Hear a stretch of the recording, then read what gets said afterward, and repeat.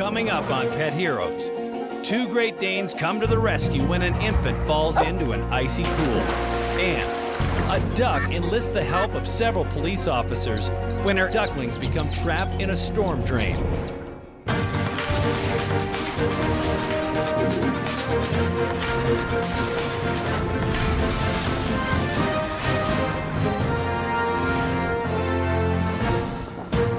Hi, I'm Jason McCoy, and welcome to Pet Heroes. Animals often develop a special bond with their offspring, and sometimes that bond will extend outside their own species. But when disaster strikes and that special bond is put to the test, what spurs these animals into action? We look at 2 stories of animals responding to babies in danger.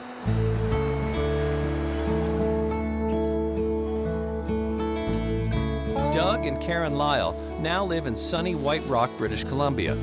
But before that, they had lived in Regina Beach, Saskatchewan, where Doug had taken a position with the government. And the young couple found themselves searching for a home. And we found this lovely home on the water with a pool. And I knew right away that that would be the one. And we brought our pets with us. We had several pets at that point in time. We had Amadeus, our Great Dane, and we had a cat, Schwartzy. Karen and Doug try for a number of years to get pregnant with no success. In the interim, they decide to breed Amadeus and soon have 8 purebred Great Dane pups. Bambi was the pick of the litter. She was the biggest dog, and she was just gorgeous, and she was the first one that went to a new home. Eventually, we just had the runt of the litter, Bridget. And I said, that's it, Doug. I can't part with her. We're going to keep her, and she's going to be a companion for Amadeus. About that time, Amadeus developed bone cancer, and so we realized that she would not be around for very long. Shortly after losing Amadeus to illness, the prize of the litter, Bambi, is returned to Karen and Doug. Bambi's reunion with the family is not the only reason for celebration. Karen and Doug learn they are pregnant. And we were very excited because we tried for such a long time. And when Forrest was born, the dogs just adored him right from day one. And he was so comfortable with them. We brought him home, we put him in the cradle, and they just stuck by him all the time. They were always where the crib or the cradle or the blankets were. They were just attached to this child. He was theirs. It was like we brought home a puppy for them or something. And he loved them too. Like he got very used to them, and it was never disturbed by their barks. I think he probably got used to it when he was in the womb, because they weren't ferocious barkers, and they just alert us to things. I thought Bridget and Bambi were 2 other parents. They taught me how to walk by just holding onto their tail. Wendy McClellan, a doctor of veterinary medicine, offers her unique perspective on animal behavior. Bridget and Bambi are responding to a pheromone, or scent, that baby Forrest gives off. A pheromone lets them know that that baby needs to be watched closely. If a female dog smells that pheromone, they will become extremely protective. We just had a lovely home, we had a lovely setup, and everything was going well. By April of 1995, things have taken a downward turn. Doug has lost his job and expenses are piling up. The couple tries to sell their beautiful home and face giving up Bambi and Bridget as they can no longer afford them. It was still very cold in Saskatchewan now. Doug realized that we had to make the house a little bit more marketable because it was April and we needed to sell it pretty quickly. And so he opened the pool. As was his habit, he went daily to the post office, which was about 3 blocks away, maybe not even a 5-minute drive. And he would check to see if he had any responses to the resumes we'd submitted and put in the new batch of resumes that we were sending out. While Doug is at the post office, Karen sits at the computer working on his resume. I was in a hallway that was just outside the family room, and I'd set Forrest up on a blanket in the middle of the carpets, and the dogs were right beside him. It wasn't 2 minutes. I looked at him, he was playing happily, and I maybe typed 2 sentences when the dog was barking. Bambi's barking quickly alerts Karen that something is terribly wrong. I realized the doors were slightly ajar, like not even a foot. Bridget must have even had to struggle to get through that little wedge. She was quite a bit smaller than Bambi. Bambi, it was impossible. She could barely get her head through the door. Then I realized something was wrong when I saw Bridget in the pool. And I initially thought she'd fallen in the pool. Why is she in the pool? Like, it's cold. Why is she in the pool? And then I saw Forrest's sleepers in the water. I just stood there and I didn't know what to do. Floating face down in the near freezing water is Karen and Doug's 13-month-old son, Forrest. 13-month-old Forrest has opened the sliding door and fallen into the pool in near freezing temperatures. As soon as I got the door open, Bambi just pushed past me and jumped straight into the pool. Bambi quickly joins Bridget, who is already in the pool. Bridget and Bambi act quickly, working together to get Forrest out of the icy water. I didn't dive. I didn't stop to remove clothes. I didn't stop to do anything. I just ran into the pool.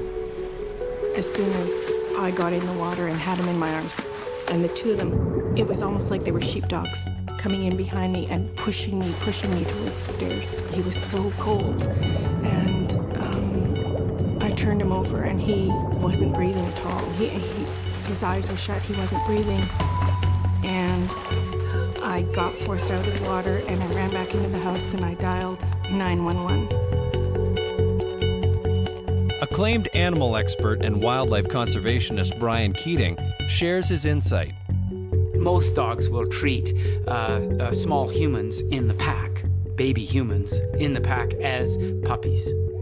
So remember, these dogs have all come, genetically speaking, from a pack environment, and to support the alpha male and alpha female, the end result would be to build the pack numbers with offspring that survive. So when an offspring is in trouble, of course, that pack behavior is going to step in. Karen panics as she realizes Forrest still isn't breathing. Her CPR training is rendered useless as she begins to go into shock. I couldn't remember anything. I knew CPR. I couldn't remember it. I just wanted him to fix everything right then and there. I wanted it to be fixed. But the operator is unable to help in Karen's panicked state.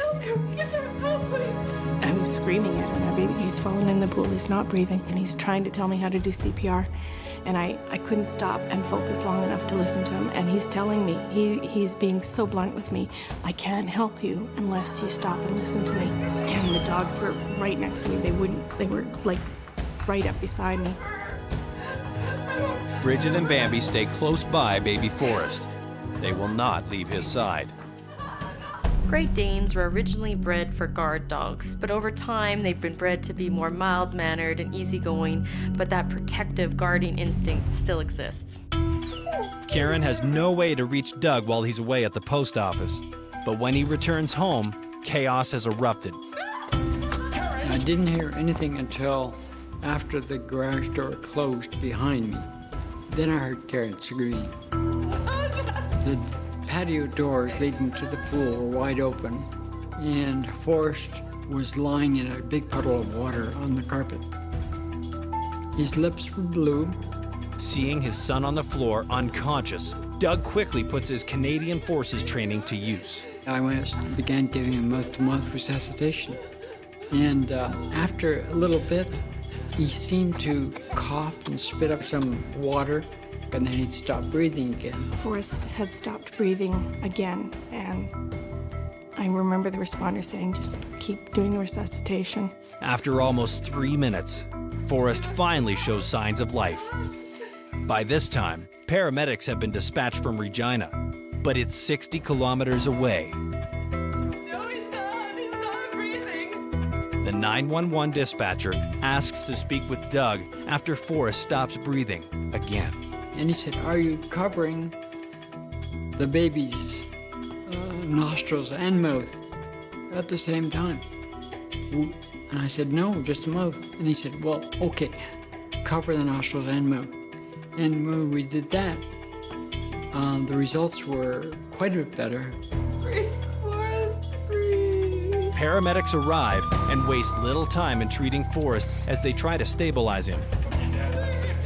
They came right in, got right to work on him, with some kind of device that got oxygen right to him.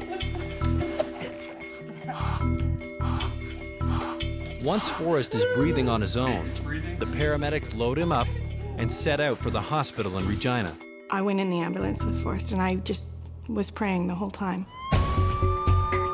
While the emergency room doctors work on Forrest, Karen and Doug try to stay positive.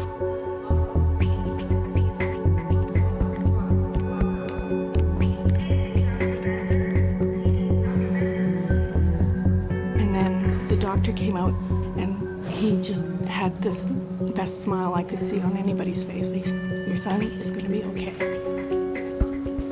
They took me to see him, and he was awake and kind of groggy, but he was alert. And he said, "Mommy," and I couldn't believe it. The doctors believe that the shock of the extremely cold water caused Forrest's vital functions to shut down very rapidly, effectively allowing him to survive long enough for Bridget and Bambi to alert Karen. Karen had resigned herself to staying with him throughout. So I went back probably late afternoon. I went back into the house and I could not find the dogs. And I went up,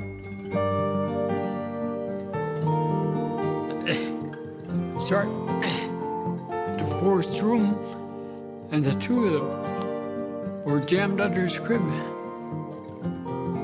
I have no idea how long they were there for. With Forrest not being in the crib, obviously the dog knows that, especially after the afternoon's occurrences, that something is amiss. So certainly the dog would recognize that there's a missing individual and would want to display to the alpha male and female that it's concerned. I think the dog would be showing loyalty to the pack or devotion to the missing individual of the pack, being little Forrest. After keeping Forrest under observation for 3 days, doctors finally allow him to return home. The dogs were beyond excited. I mean, they were like we'd been away for 6 months, and they stuck to him like glue. There was nowhere we could go with him that they weren't immediately beside us. Our house was still for sale, and things were no better financially. People were saying to us, "It's time to get rid of the animals. You can't afford the animals." And Doug and I just couldn't bear to part with the dogs. The house is finally sold, and the family starts fresh in White Rock, British Columbia. Doug and my father drove out with the dogs, and I flew out with the children. Shortly after their move, Karen and Doug receive a call from a company wanting to honor Bridget and Bambi for their part in rescuing Forrest. The award includes a lifetime supply of dog food. I truly believe they were like angels in our lives that were there for a reason, they came back into our lives for a reason, that we kept Bridget the runt of the litter that nobody wanted for a reason, and that Bambi returned to us after 4 years with another family for a reason, and that's what it was meant to be. Forrest, now grown up, divides his time between running, swimming, and playing football. He hopes one day to become a pilot in the Canadian Air Force. When I first heard this story, I was actually really shocked. Like, I never knew about this, and it was just felt like a blessing for me to be still here. Bambi and Bridget pass on within a year of each other, living almost 12 years, a healthy lifespan for Great Danes. I think almost every day about how fortunate we were to have had them there.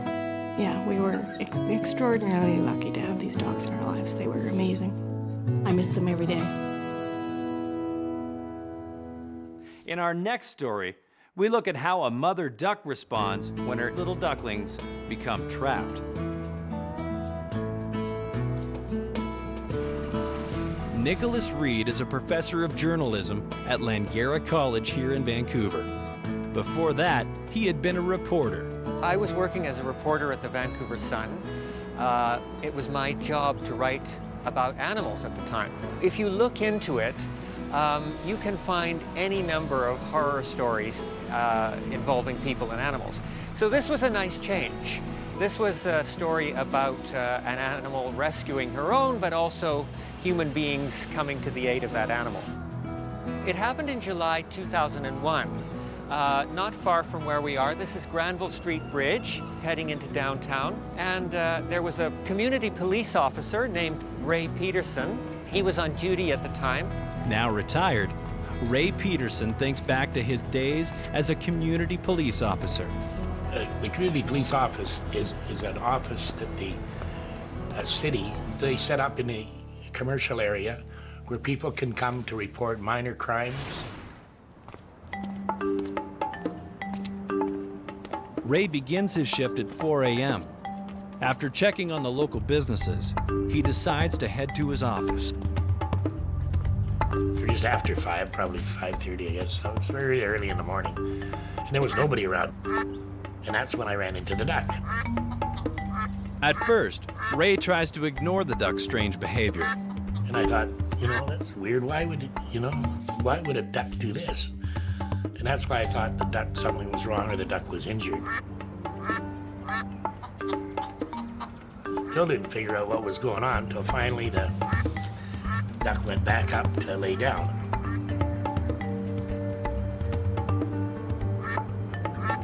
That's when I discovered that little babies were down in the sewer.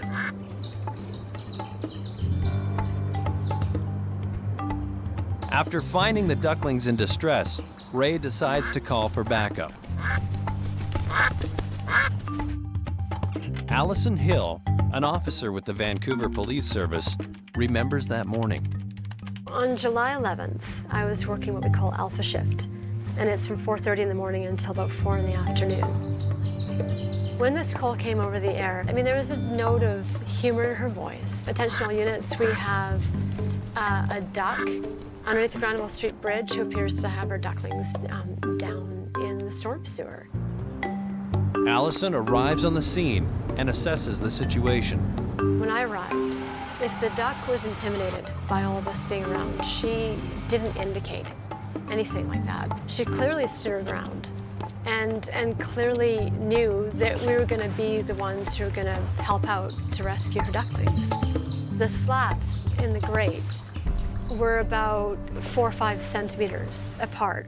So you could see how the mother duck could walk across the grate, and then all of her ducklings fell through as they followed her.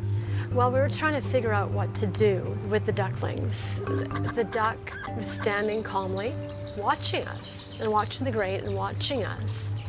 And her calmness, to me, was amazing. Another officer arrives on the scene, and together they try to remove the storm drain. Upon first review, it would be hard to understand why the duck would stick around with so many people coming in. Obviously its initial fight at the pant leg of the policeman didn't work, and now there's more people arriving. One would think the duck would just get out of there, and some birds might do that, as some mammals might do that. But what we have to all remember is that from a survival perspective, it's imperative that our parent remain firmly bonded to us for as long as is reasonably possible to ensure our survival. In the case of birds, the bird will continue to respond in a protective manner, or at least it'll continue to hover in the area as long as it continues to hear its chicks peep. A dispatcher came over the air and suggested that we have a towing company come out, and we thought that was a good idea because the tow truck could pull the grate out. A tow truck arrived on scene, and it backed up into the area, and the duck just stood there, watching and quacking. She didn't go anywhere, and that's, again, it just amazed me how she stood her ground.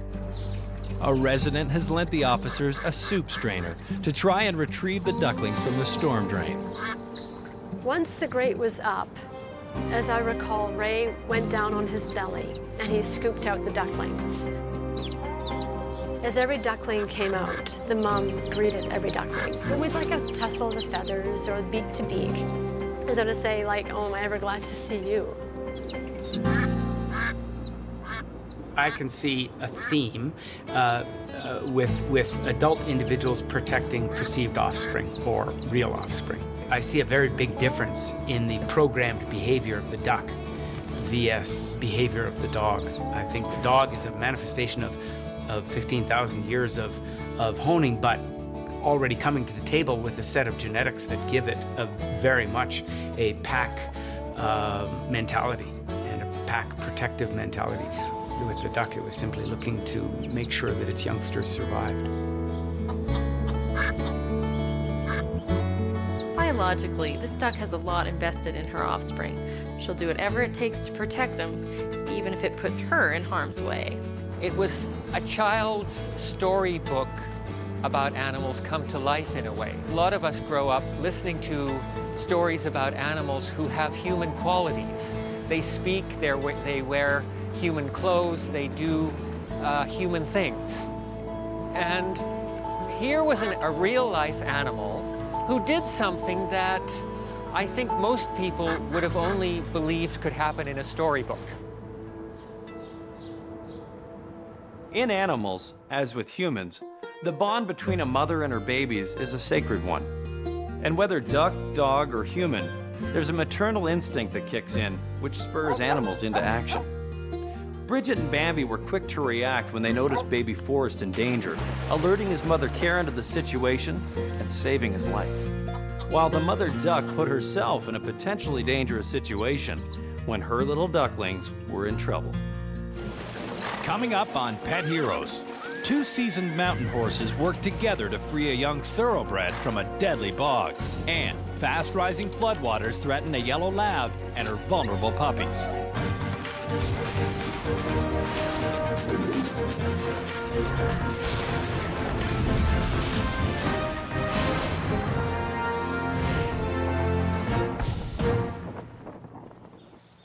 Hi, I'm Jason McCoy, and welcome to Pet Heroes. When mature animals face a crisis, they rely on their instincts to survive.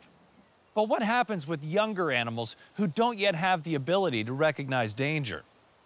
Well, here are 2 inspiring stories of experienced animals taking extreme action when the survival of their species is threatened. The Yaha-Tinder Ranch is nestled in the foothills of the Canadian Rocky Mountains. Richard Smith is the ranch foreman out here. Yaha-Tinder, first and always, is a horse training facility for Parks Canada. All the horses train for the warden services in the Banff National Parks, and all of the mountain parks are trained here and then are assigned to different parks from here. There's also a lot of teaching goes on out here as the new wardens come in and are starting to go into the field for the first times. They'll come here and we'll help them with their horse experience, get them started, starting them packing, teaching them how to cross rivers and get along in the mountains without getting themselves hurt, hopefully. Today, Richard has 2 very special visitors, Dale Portman and Kathy Calvert, retired park wardens who have long histories with the Yaha-Tinder Ranch. Now a published author, Dale spends his time writing about his adventures in the park warden's service, back when he was just a young man. I'm compiling, all these stories and trying to get published another book on my early days in Banff and Jasper National Park. Kathy, also an author, has the distinction of being one of Canada's first female park wardens and has worked on ranches much of her life. I'd grown up with a twin brother, and my father treated us both equally, so I grew up hunting and fishing, and we had a farm, and I had some horse skills that I developed as a child. Dale and Kathy first met in the summer of 1975 while stationed at Yoho National Park in British Columbia. While Dale had already served a few seasons, it was Kathy's first job as a park warden in a male-dominated environment. For the first 2 weeks that I was hired, nobody wanted me to do anything. I was sort of hanging around. And finally I said, well, I really need to start doing some work here. It's not long before Kathy finally has a chance to prove herself to the men she works alongside. Dale has been looking for an opportunity to gauge her horse handling skills, a vital part of the warden's service. He asks her to join him for a casual ride down to some flats near the Kicking Horse River. I was looking at taking a horse by the name of Lane, who was a 4-year-old, kind of a colt, and putting some miles on him. And I thought there would be a good opportunity to take Kathy along and just assess what her riding skills were and her backcountry skills were. Lane was a gangly kind of thoroughbred type horse that was, I guess, skittish, high-strung. When you're riding him, you had to pay attention all the time because he could shy, he could bolt, he could start bucking. While Dale struggles with Lane, Kathy easily saddles up Red, an older, more experienced horse. He was a beautiful horse, very solid, very quiet, but huge heart. One of the horses that if you are tall, uneasy about your skills, he's a great horse too. He's gonna make you look good. And a wonderful personality. I just loved him. Just about ready? Yeah, I'm coming. As they set out, Lane starts to relax, so Dale decides to steer him toward more challenging terrain. It seemed like a good idea at the time. We rode farther west along the Kicking Horse River until the confluence of the Ottertail and the Kicking Horse. This was going to present new country, lots of bush and logs, this sort of thing. So Lane was going to be exposed to a lot of new things. As we rode along, we came upon an opening, not a big meadow, but a relatively average-sized meadow that you'd find in a pocket of timber. And I rode out into the middle of it, and it looked dry and cracked, and Lane took a look at it, sniffed it, was standing on the edge, and then all of a sudden it kind of started to sink on him. His front legs went down.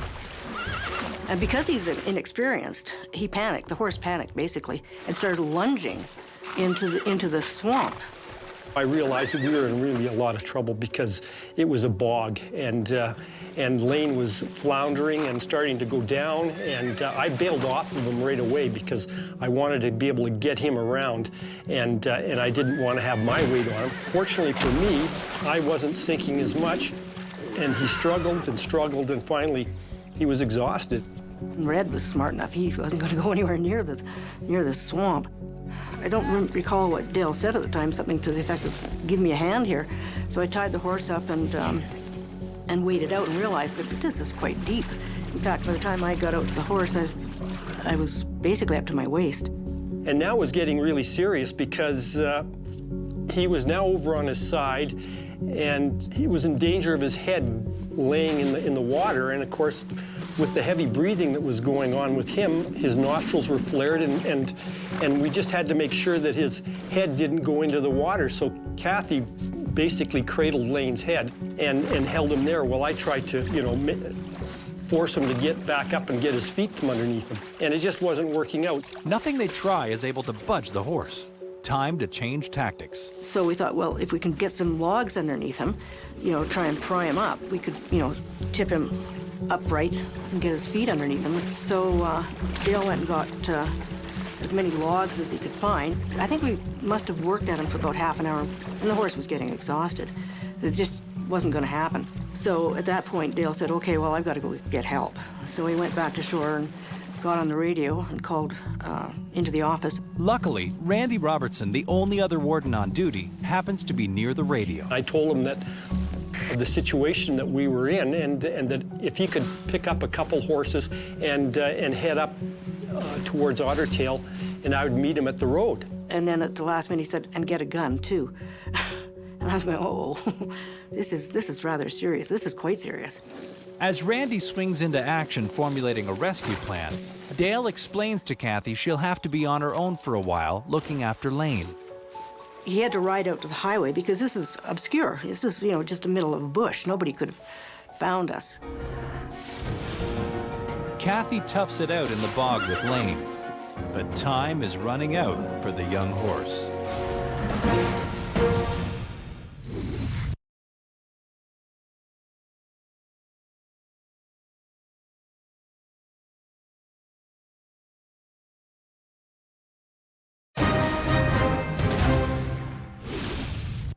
A colt lies mired in a remote wilderness bog, and Warden Kathy Calvert tries to keep it from thrashing and sinking even further. Meanwhile, fellow Warden Dale Portman rides off to either round up a rescue or a rifle. So I was basically just trying to soothe the horse and largely thinking, okay, I hope they can find us.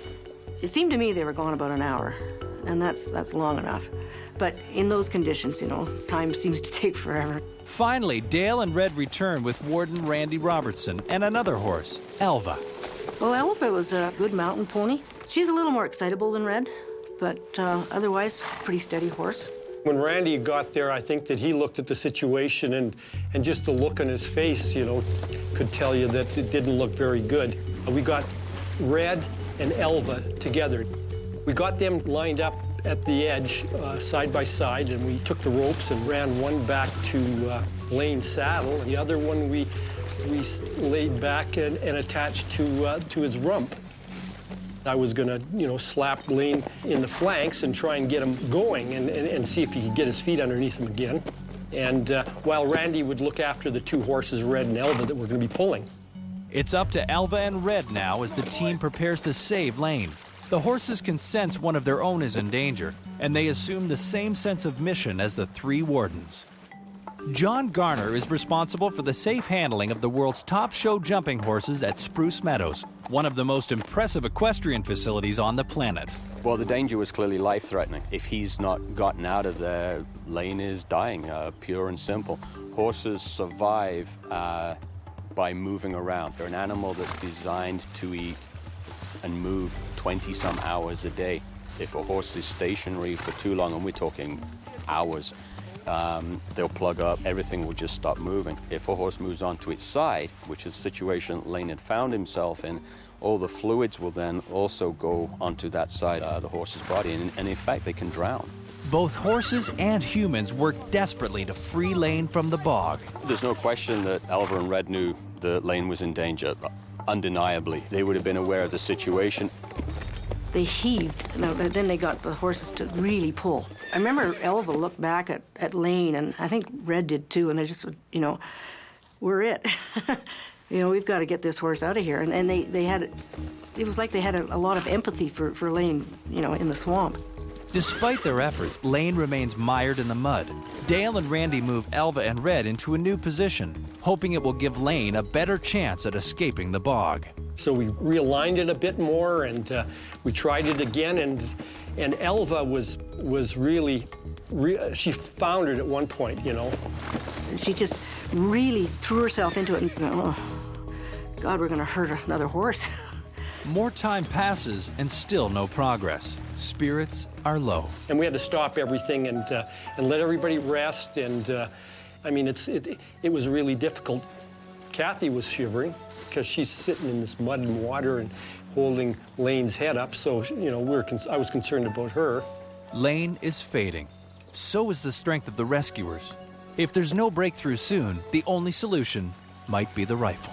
We realigned everything, got the horses in a different angle, and now Lane was pretty well, in line with the two horses. The horses know it's now up to them. Red kind of nuzzled Elva on the neck, kind of saying, like, this is really serious, Let's just give it everything we got. It was just like they were communicating to each other. Okay, Red, let's go, buddy. You gotta pull him out of there. Come on, Elva. You could see him finally coming back and getting his feet underneath him. Red and Elva were pulling pretty hard, and we're making progress, starting to move up, away from the water's edge. And Randy was leading them, and Lane just bolted up, broke the bond, and started jumping forward, and then finally got onto shore. Finally, after hours of futile struggle, Lane breaks free. I don't think we give animals enough credit for as much intelligence and communication as they have. And a lot of people don't realize it, they don't see it. It's very subtle, it's a different language. It was one of those things where, well, I can't believe we'd managed to do this, but it did happen. And thankfully for Red and Elva, teaming up together and doing what they did, it saved the day. Dale's most recent collection of short stories includes one called Stuck in the Muck. My horse, Annabelle, and I were on the right course, but were some distance behind. The mare reached out, stretching, covering as much ground as possible with each stride. The valiant effort of Elva and Red that saved him. We helped out, but it was Elva and Red that did it, We wouldn't have been able to do it any other way. It would have meant the bullet, and that was a sad reality that we're kind of facing. Red just had a lot of heart, and so did Elva. If it hadn't been for those two horses, we would not have got him out of there. They know about bog. They know how deadly it is for them. And, Red just really put his heart into it. And I think he encouraged Elva. So I think they were definitely saving Lane. Though Kathy and Dale didn't realize it at the time, that fateful day over 35 years ago was one of their first dates. Their relationship grew, and they were eventually married. Next on Pet Heroes, can this quick-thinking yellow lab find safety for her pups when floodwaters invade their home?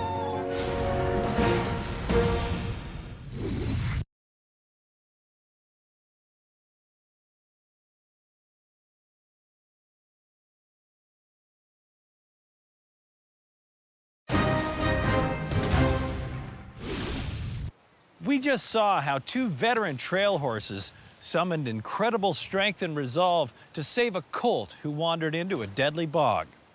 Next, we meet a Labrador retriever who uses surprising ingenuity when the forces of nature threaten the lives of her pups. Fernando and Christine Cunha are lifelong dog lovers who live and work in Chatham, Ontario, both of them employed in youth services. Their daughter Jacqueline keeps busy with dance classes and soccer when she's not hanging out with her friends or her cousin Bailey. The 2 dogs in their life are Muggsy, an American Bull Mastiff who they picked up less than a year ago, and Maggie, a yellow lab who's been with them 9 years. She's a very friendly dog, very caring. She loves to play, and she's always there waiting on the front porch every day when I pull in. As soon as someone comes in, she acknowledges that someone's here, which is a bonus for us. Like I said, it's our own little, I don't know, alarm system, I guess. Whenever we go to bed, she kind of just lays right in the same room with us. It just hangs out with us. Very attached to humans is basically the way it is. Maggie wasn't always so warm toward people. Fernando learned through a friend of a dog in need of a new home. But when he went to check her out, she was the opposite of outgoing. All in all, Maggie's situation with her previous owners was not good. I ended up finding out the dog was abused. It was malnourished. It was a very timid dog. They basically said if I didn't take the dog that they're gonna put it down, so I took the dog. Very timid, didn't want to get in the vehicle or anything. Once she's in the vehicle, she's very shy, very into the corner. She would kind of cower down when you went to pet her. She was fearful. She wouldn't come out of her doghouse for the first little while. She wouldn't come in the house. She would shake. The family was patient with Maggie, but she wouldn't leave the safety of the doghouse. Each day, I think, we would go out and try to talk to her, pet her, make her feel kind of comfortable, and then eventually she just came out. So I think it was just a trial and error basis for the dog, just attempting to come out, realizing that we weren't going to injure it, and slowly coming out until, honestly, she just started. The minute she got out and started latching on to us, that was it. Very minimal training with the dog after that. It was kind of odd because I would teach a trick and she'd pick it up in 2 seconds, literally. Maggie does not require a leash. I mean, we live on a paved road that's kind of a lot of fast-moving vehicles, but Maggie knows kind of the boundaries of our home and our property line, and she will remain in that area at all times. Maggie went from being a timid abuse victim to a loving family pet. Then, in 2005, she became a hero. That's the year she gave birth to 13 puppies, of which 12 survived. She was an enthusiastic mother and, like all mothers, was protective of her young. When the pups were only a month old, Maggie's protective instincts were put to the ultimate test. It starts when the weatherman calls for rain. Extremely heavy rain. It was a muggy day. It was starting to overcast. Work started at 6 o'clock in the morning. They were already mentioning about thunderstorms coming in on a radio, so we were getting pretty much prepared for it. By making sure, that our stuff were in place. I made sure my sub pump was working, that type of stuff. When the rain finally comes, it falls so hard that Fernando comes home on his lunch break to check if everything is still okay. The puppies were good. The sub pumps were working. I can hear them going off. So I had no concerns in regards to what was going on. The battery backup has a light on that I also made sure it was functional. So I went back to work. The storm grows even more intense. With no one but Maggie and her pups in the house, disaster strikes. We had so much water in such a short period of time that my one pump blew out. It just blew up completely because of the amount of usage that was going on. The other one was rusted. My battery backup wasn't strong enough to keep up with the water. The basement begins flooding. Maggie and her puppies are trapped. Veterinarian Wendy McClellan shares her perspective. Mammals innately want to protect their young, essentially to propagate the species. Maggie was clearly very intelligent. She knew that water is a danger. Water is a danger to all mammals because we can't breathe underwater. She would have known her babies would be in danger with the water. Desperation kicks in, and Maggie goes to work. She spots some blankets and begins piling them on the floor against the wall. Some of the blankets were blankets that we had there that the puppies were laying on. And other blankets were for my daughter that she would use for her dolls. In an extraordinary effort to save her offspring, Maggie builds an island of blankets. One by one, she starts moving her puppies onto it until all 12 are safe. But to think to build it up so she made an island, I mean, that's fascinating and shows her innovation and shows her intelligence. But Maggie's heroics may come to nothing. The water keeps rising. Soon, the island she built will be underwater. As work was done, I was finished at about 4 o'clock, 4:30. We went outside and there was trees that were on the ground. There was cars that had branches on them. At this point, I started getting concerned. As the water continues to rise, Maggie's island begins to float and break apart. Her last hope is to become part of the island herself. I got home, I opened the door and I hear Maggie crying. So at this point, I walked downstairs. As soon as I looked down the stairs, I seen that there was water in my basement. That's when I started to panic a little bit. To this day, Fernando is still amazed at the scene he found in his basement. Basically what she did is this. She dropped the blankets like this is what it looked like. And looking at that, she grabbed all the puppies and placed them on top of the blankets, and then she curdled the blanket like this. So when I walked in, she was banked like this, just nudging the puppies, and they were all wet in this area here. Is basically how it happened. So I don't know if she really realized that pushing it against the wall just made another barrier, if it was instinct or if it just the way it happened, but this is how it looked. So I picked up every puppy I started putting on top of the bar, you know, because I seen the dog and very anxious, you know, just panicking. I just grabbed them all, I was thinking there was a bunch of them dead. I honestly thought I was gonna pick up a couple and they were just gonna be limp. In my practice, I do hear stories of dogs saving their babies, but I think Maggie really sticks out. To save all 12 puppies is just so remarkable. By the time Christine gets home, Fernando has moved the puppies and is drying them off. Maggie does her part as well. Maggie was very loving. She just licked the puppies because, you know, obviously they were wet. I think that the puppies knew that Maggie was their mother and that Maggie would go to no end to protect them, to keep them safe, to keep them warm, and to just to care for them. I mean, to this day, she's still a hero. Every day, I mean, we still live in the same house, still have the same area, so it's pretty hard not to walk by that and not think, hey, look what happened here. Yeah, she's definitely a hero, in our eyes, for sure. She changed somewhat when we started giving the puppies away. She became very, very attached to these puppies, so when we slowly started giving them away, a lot of anxiety kicked in. And after that, no, it went right back to normal, everything was good again. It's a proud feeling to own such a dog like, you know, Maggie, who, you know, basically put herself out there, you know. She did what she had to do as a mother to save her pups, and, you know, it makes me proud because I think as a mother myself, I would want to react the same way, and to have my dog do that, it's just great. It's wonderful.